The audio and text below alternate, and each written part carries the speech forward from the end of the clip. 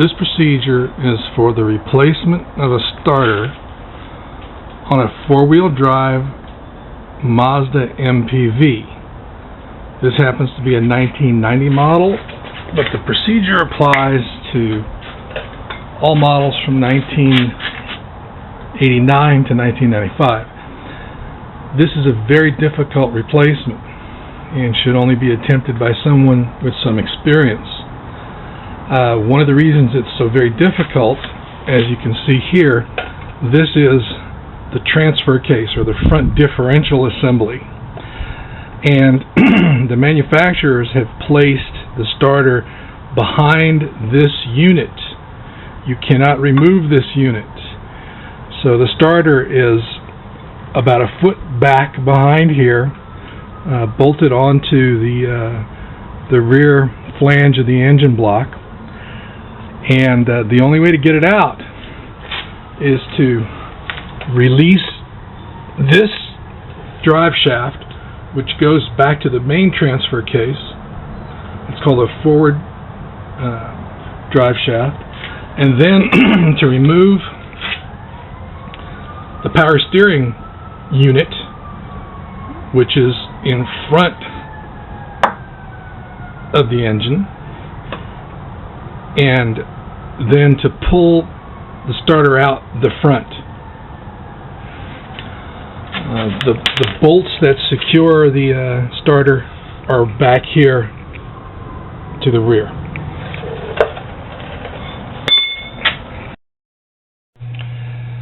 This is the front drive shaft assembly, and it's removed by removing these four nuts, which are splined into the flange assembly up here. When we take that away, then we'll be able to see the starter, which is a little forward of this, and we'll be able to remove the bolts that secure the starter.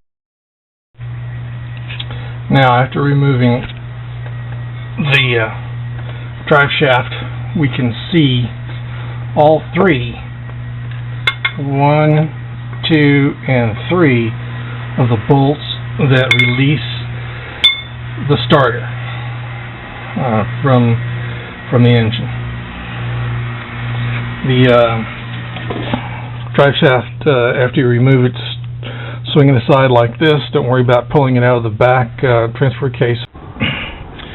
So if we take a look here at the front of the engine, see the bottom of the radiator, see the torsion bar, main torsion bar here. This is the flywheel. So the flywheel, the main pulley, the pulley for the power steering pump is here. The tensioner pulley for the power steering pump.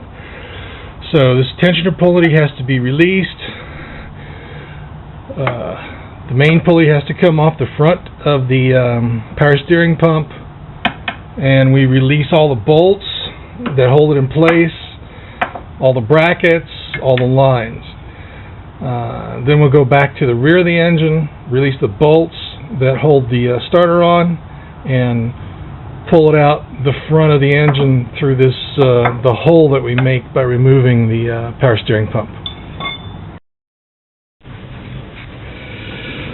Now this is an intermediate step, and I show you this to familiarize yourselves with the parts. This is the input shaft for the power steering pump, and please notice we had to remove the alternator, which fits above this, so that we could remove this bolt here that holds the power steering pump bracket onto the engine block.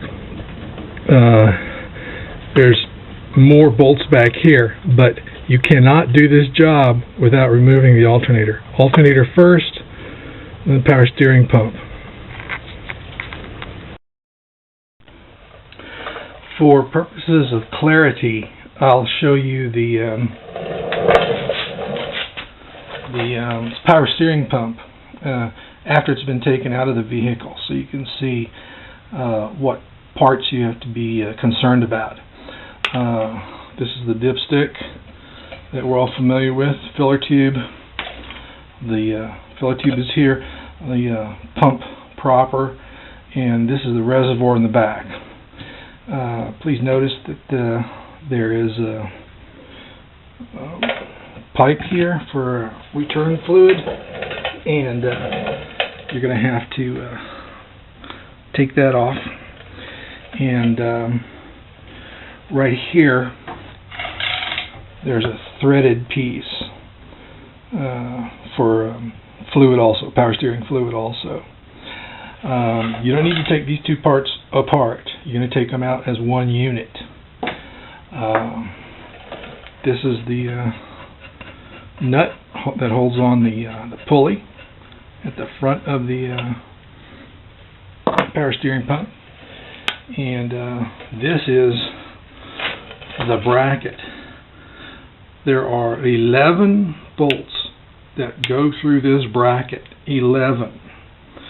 Alright, and please notice that on the pump you have a nut that is welded onto the reservoir. The bolt that secures this at the top goes through the bracket here and in to that threaded nut. The bracket has three large bolts on the side that secure it to the side of the engine,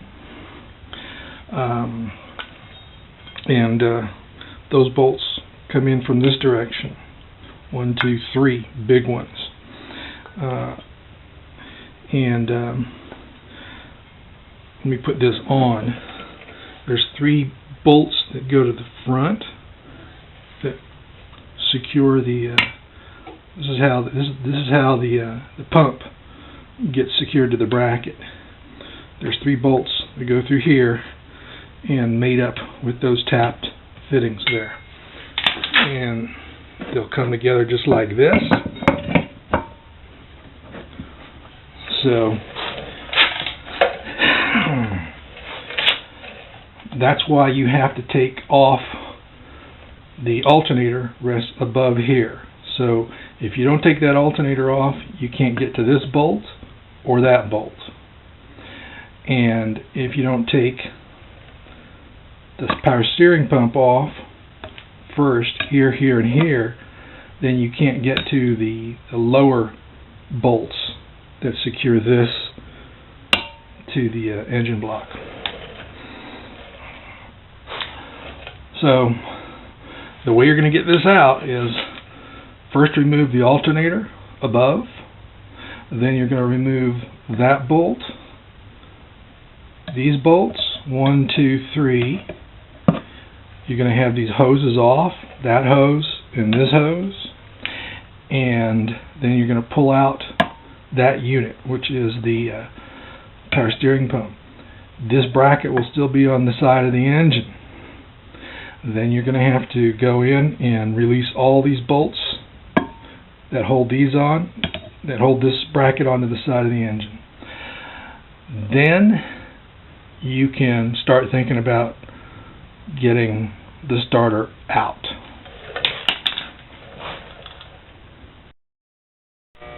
Now that everything is out of the way, you can see the power steering pump is moved, the alternator is gone. We have a very nice small tunnel here going all the way to the back where we can finally pass the new starter in and bolt it up. Now we're at the point where the starter hasn't been bolted in yet. It's just resting there, but the red wire has been attached via a clip at the top, and the main contact, main positive bolt has been secured.